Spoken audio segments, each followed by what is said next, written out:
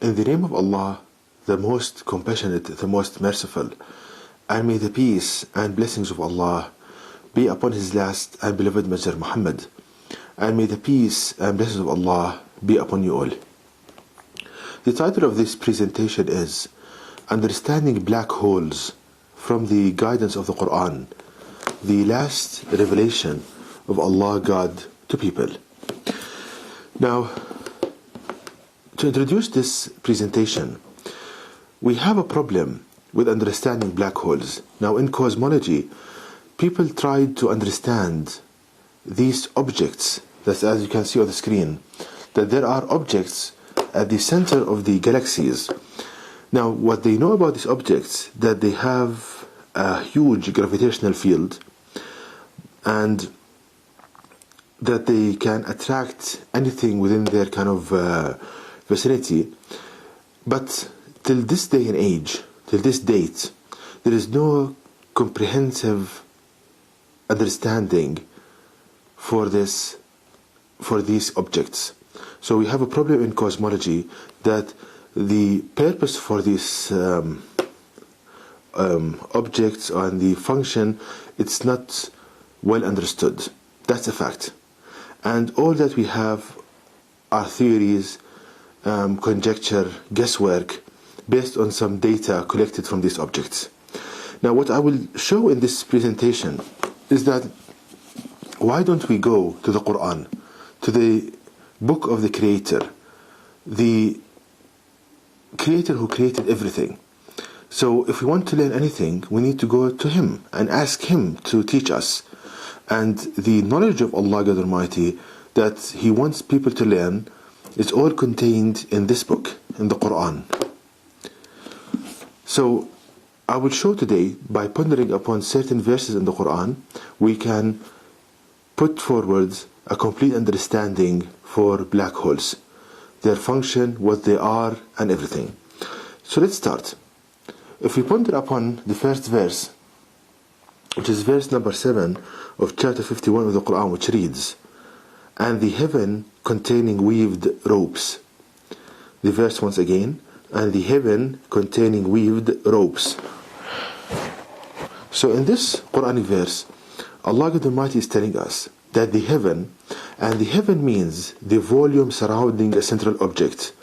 So you say, for example, the heaven of the earth is the volume we live in, which surrounds the nucleus or the earth itself. You say the heaven of the universe is the volume in which we have the galaxies, so it's the volume surrounding another object. So Allah is telling us that any heaven in His creation, whether the heaven of the earth, the heaven of the universe, the heaven of the atom, which is the volume surrounding the nucleus, all of these, they contain weaved ropes. So as you can see on the screen, these weaved ropes, there are 3 strings weaved together to form a rope. So Allah is telling us that in the heaven we have weaved ropes, and these are vibrating strings of energy. Now, if we ponder deeply upon this, what is the function of a rope? Why do you use a rope? Now, we use a rope to tie 2 things together to produce an attraction force between 2 objects in order to stabilize that object. That is why we use a rope. Again, we use a rope to tie 2 objects together in order to stabilize them by producing an attractive force in the 2. So we learn from this that Allah God Almighty placed weaved ropes in the heaven, meaning that gravitational energy is the main force in the universe. Gravitational energy. And why Allah God Almighty placed these weaved ropes in the heaven? They produce stabilization, so that each object will move in the path that Allah God Almighty ordained for that object. Keep this in mind, and let's proceed to another kind of verse. Allah states in the Quran in chapter 56, verses 75 and 76, the following: "So I swear by the location of the stars, and verily that is indeed a great oath, if you but know." So in these verses, Allah the Almighty swears by the location of the stars. And Allah is telling us that the location of the stars has paramount importance. So let's understand this. Let's say, for example, let's take the sun. The sun is a star. And so what's so important by its location? So if we ponder upon our solar system, we see that the sun is located at the center of the solar system, and we have planets that go around the sun. So the movement of the planets, it produces a centrifugal force, meaning a force trying to push the planet out of its orbit. So there must be an equal and opposite force pulling the planet toward the sun. So we learn from this that the sun must produce a gravitational field that attracts the planet towards it. So the balance of these forces, the centrifugal force and the gravitational force, will keep the planet in its orbit. So now we understand why Allah God Almighty is drawing our attention to the location of the stars, because any slight deviation in the location of the sun, all this kind of perfect balancing between the forces will be lost, and the universe will collapse.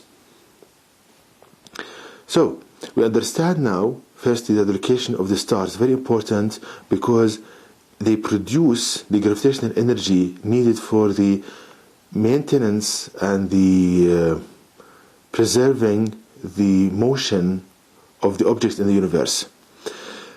So let's ponder upon even deeper in this.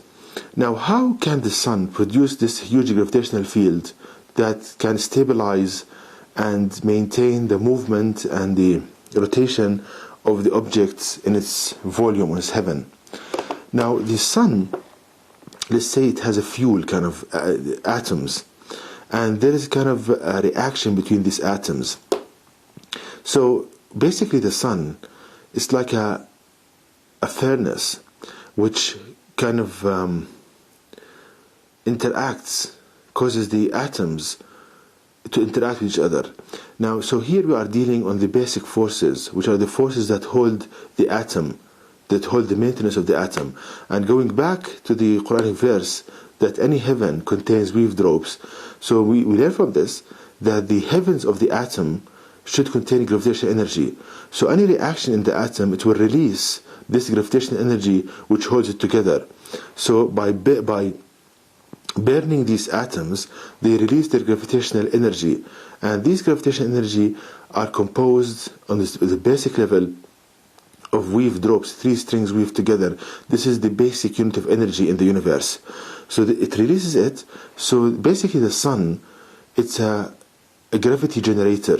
It produces these vibrating strings, and they establish a link between the object and the sun, pulling the object towards the sun. Now, if you think about this even deeper, these vibrating strings, they vibrate at different frequencies, so they produce different colors. Now, the one that we see from the sun is the visible light. It's a certain kind of low energy light. If we go higher, the frequency of these vibrations, we cannot see them anymore. Now, these high frequency vibrating strings produced from the sun, they are the main kind of elements used in gravitational force, because they have the power to pull an object towards the sun. But light, it has this kind of certain attraction, but it's very weak. So we are looking at higher vibratory strings. So I hope now it's clear that the sun, we learn from the Quran, it produces gravitational energy as weaved strings. Their location is important because it produces a perfect balance between the centrifugal force and the gravitational attraction. So, how can all of this help us in understanding what black holes are? Let's proceed. Also, we learn from the Quran, from chapter 36, verse 38, the following: "And the sun runs on its fixed course for a term. That is the decree of the Almighty, the All-Knowing." So in this Quranic verse, Allah is teaching us that not even the sun is stationary, the sun is moving. So the object that stabilizes the solar system is itself moving. So the logical conclusion from this, that we need another object which is stronger than another star, stronger than our sun in order to stabilize the movement and to maintain the movement of the sun in its orbit. So the sun is going in an orbit, it's kind of moving as well. So we need a stronger star, a more powerful star in its center to maintain the movement of the sun without deviating from its path. It's a fixed path that Allah ordained for the sun. So this means that at the center of the galaxy we will have a far stronger sun, a far stronger star that will produce gravitational energy, these vibrating weaved strings that will maintain the movement of the other systems containing planets and their sun or their kind of star. So I hope now it's clear how we gradually moved on to know what are black holes.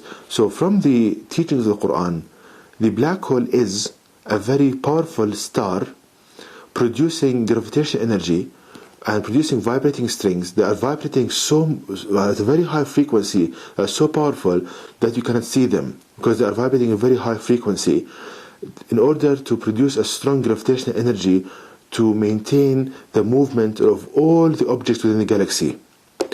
So actually they are not holes. According to the Quran, these objects are not holes. They are a very kind of powerful sun, a very powerful star.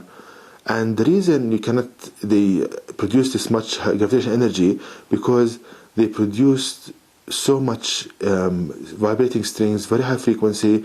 Their number is so much. So that is that about black holes. So they are no longer a mystery. They are very powerful stars, simply as that. And their function is to maintain the movement and the balance within the galaxy. Like the sun maintains the movement and the balance within the solar system, the black hole does the same, but for the galaxy.